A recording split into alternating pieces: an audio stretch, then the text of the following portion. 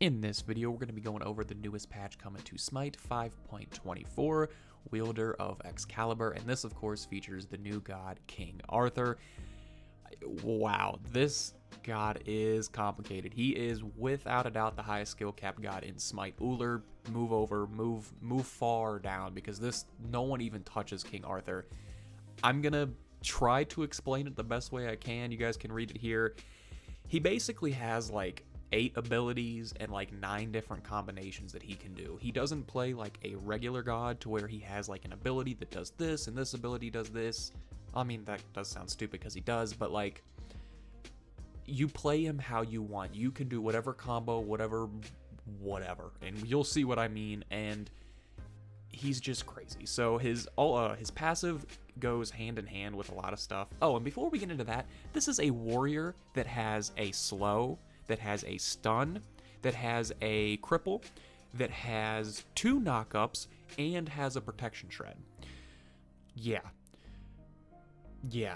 So I see nerfs coming in the future very soon. But again, he is super high skill cap. So his passive is called Steadfast.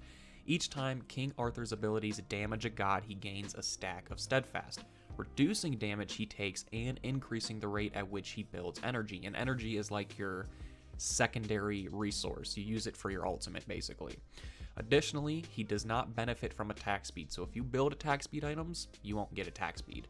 The attack speed, however, is converted into bonus energy, so you get 33% of your attack speed is converted. So if you get like 50 plus attack speed or whatever, 33% attack speed, whatever, 33% of that goes to your energy. So it is a big reduction, but you know, it still does count. Damage mitigation is 1.5% per stack, 25% bonus energy per stack, and it lasts 15 seconds for a max of 4 stacks. So basically, stay in combat as much as you can. Out of combat, bad. In combat, good. So it's just going to take some time to get used to get all of his combos, and to know what to hit, when to hit it, when to get out, when to stay in. This guy's going to take a lot of practice. So each ability has 2 different abilities. It's kind of like Uller. The difference is you don't change stances on your own. Every time you use an ability, you change stance. So if I hit 1, I'm going to change stance. And then if I hit 1 again, I'll use a combo and revert back to the original stance. So every time you attack, it's original ability, switch, combo ability, switch. It just does that on its own. You can see here we have standard, and then we have combo. There's 2 different ones. So I'm going to go through all the standards first, and then do the combo variation, because actually, no, I'm just going to go through every ability. So the standard one is called Overhead Slash. You use this as your poke, as your lane clear, and all of that. You basically just kind of come down in a long line, deals damage, overhead blow, and melee range that creates a slashing attack that travels forward. Now, there's a little indicator. If they're in melee range and you actually hit them, you're going to deal 50% extra damage. If they're farther away and the ranged hits them, it's 50% less. Now, we'll do the damage first. So slash damage does 60 to 280 plus 60% of your physical power. Now, once you hit the combo, so if you hit 1, 1, you're going to do the standard, the combo for that. You're going to swipe low. It's basically just kind of like a big cleave, and it's going to cripple them and deal damage that are struck. So it does 60 to 300 plus 60% of your physical power, and it's going to cripple for 1.25 seconds. And if you hit this, you get 3 energy. So hitting your abilities is how you get energy. 14-second cooldown, 35 to 50 mana. 55, sorry. So he has very low mana. So, oh, and another thing, it doesn't say it here, but his basic attacks are basically heat-seeking. Like, if you're looking slightly to the left of a god and you basic attack, you're gonna dash forward, physically dash forward and hit the god. It's like a lock-on auto. You cannot miss your basic attacks. So that's a little crazy, and his basic attacks can hit multiple people, as well as like every ability. Every ability can hit multiple people as long as they're in the range. It is a very short melee range, but it's possible, and it is deadly. All right, so that is his passive, and his basic. So we're on to the second ability. This one doesn't do a whole lot. It's kind of more of a setup. First one is called Battle Stomp. You're going to stomp the ground with a heavy force, causing enemies around you to take damage and become slowed. They're slowed anywhere from 20 to 40% at max rank for 2.5 seconds. The stomp isn't going to do much damage. It only scales from 40 to 140 plus 40% of your physical power. Now, if you hit 2 again and do the combo, you're going to charge forward, stopping on the first god you hit, and at the end, you're going to uppercut them and knocking them up into the air. So this is your first knockup. So basically, you can slow and knock them up. If you do your battle stomp, you slow them, and you charge them, you're going to do a double stun, or a double CC, I should say. So good combo there, stomp, uppercut, or you could over slash and then uppercut. There's so many different things you could do. You could stomp and then cleave them. You could 2-1.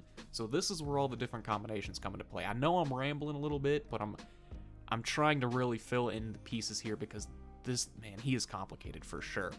So the uppercut damage is going to be 50 to 230 plus 40% of your power, doing a little more damage. And then if you hit these, you get 4 energy, 14-second cooldown, 40 to 60 mana. Now your third ability is going to be the most fun. This is very action Dark Souls game kind of esque with this ability. So the first one is called Twin Cleave. You're going to unleash 2 cleave attacks while charging forward. Again, the charge isn't like too fast, it's kind of slow and short, but it's still a charge. Enemies hit by the cleave take damage and have their protections reduced. So the cleave damage is going to be 30 to 135 per hit, I'm pretty sure, plus 30% of your physical power, and the protection shred is 7%. Now this is going to be the combo. So the combo version of this is called Blade Storm. You swing your Excalibur, which is just your sword, around, charging forward, damaging enemies 5 times before winding up a final strike that deals more damage. King Arthur is immune to knock up for the duration. So the closest thing I could describe this to is Kuzenbo's ult. You kind of just spin around like that, except you don't knock people up. You just swing 5 times in a circle, and then one final big overhand swing that's going to deal the most damage. So that's the combo version.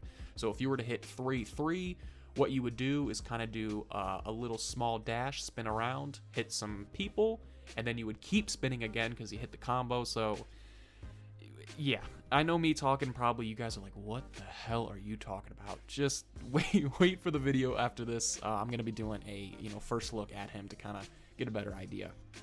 And then finally, his ultimate. There are 2 versions of this. If you have 35 energy, which I don't think you're going to want to use this very often, you're going to wind up a massive jab, charging forward before striking. The enemies hit by this jab are stunned, so it's going to stun them for 1 second, dealing 100 to 340 damage, plus 65% of your physical power. However, if you're at max energy with 80, this ultimate is insane. You charge forward with the Excalibur drawn. It kind of sounds like your Blade Storm, but it's not.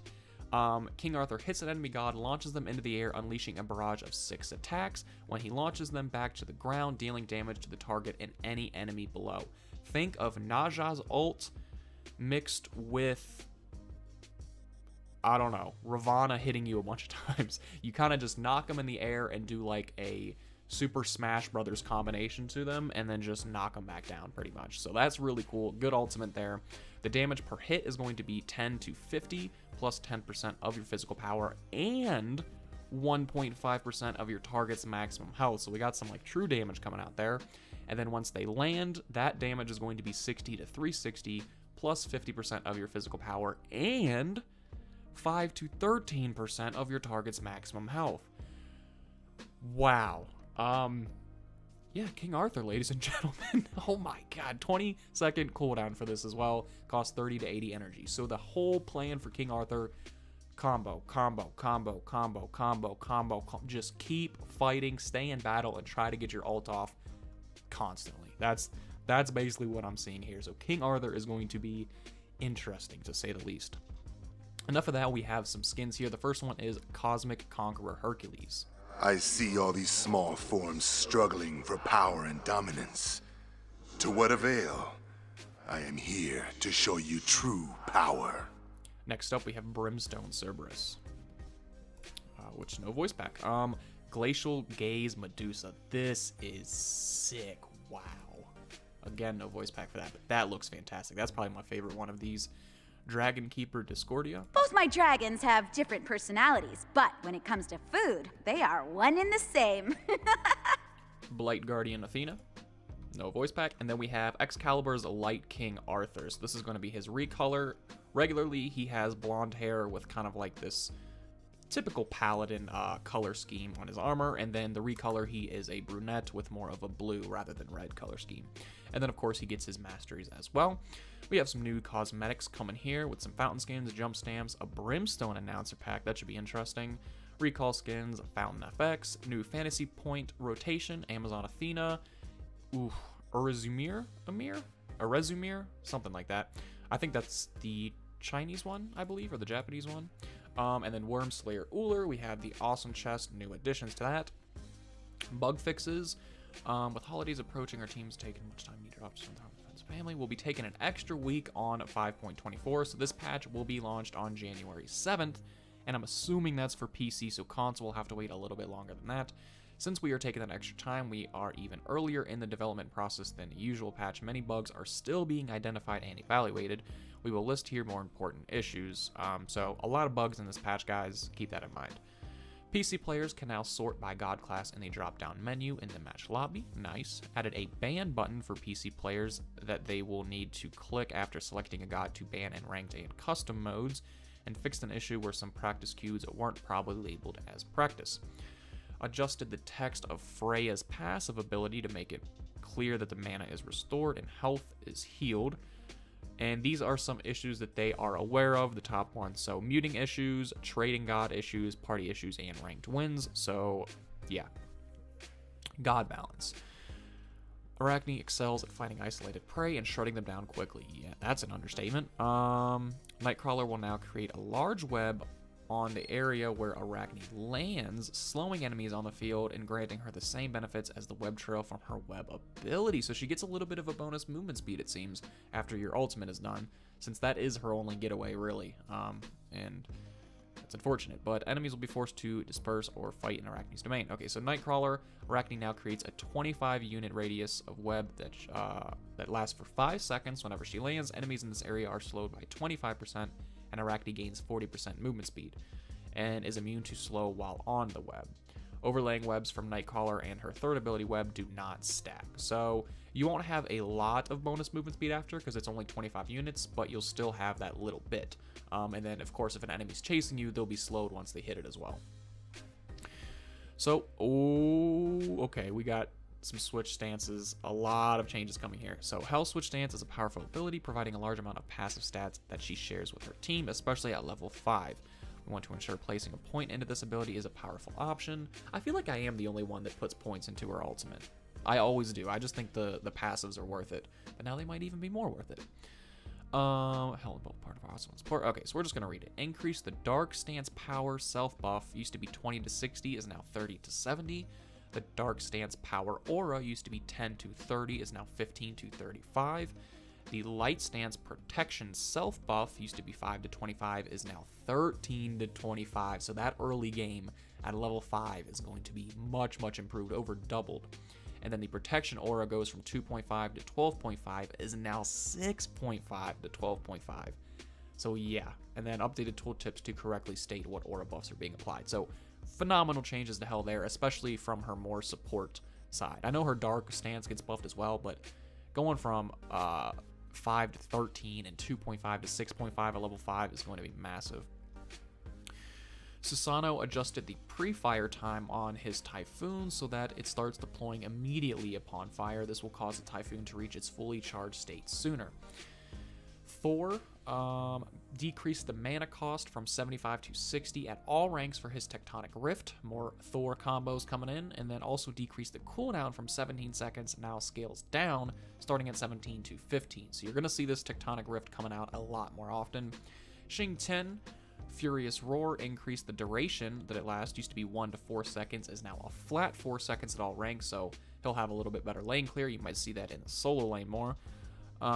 Decreased the percent damage done from basic attacks. Used to be 30 to 50%, now 20 to 50%. So the late game is still there, but reduced the early game, and then decreased the percent damage tick from 3% per second, is now down from 1 to 3% per second. So the total damage difference is going to be 3 to 12%, is now 4 to 12%. So really what they did is kind of decrease the early game damage that it does, but increase the early game time that it lasts. So I don't know how, I guess that is the total damage difference. So in total, you're actually gaining some damage. You're going up from 3% to 4% early. So it does help him in the long run. And then Whirlwind of Rage and Steel now deals damage to enemies in the radius, even if they have cleansed the grab. And it also increased the movement speed while channeling this ability by 25%. So really interesting buffs coming to Shang Chen there. And that is it for this patch, guys. If you enjoyed it, be sure to drop a like and hit subscribe for more content. Like I said, I will link this website down in the description. The King Arthur first look should be coming out after this.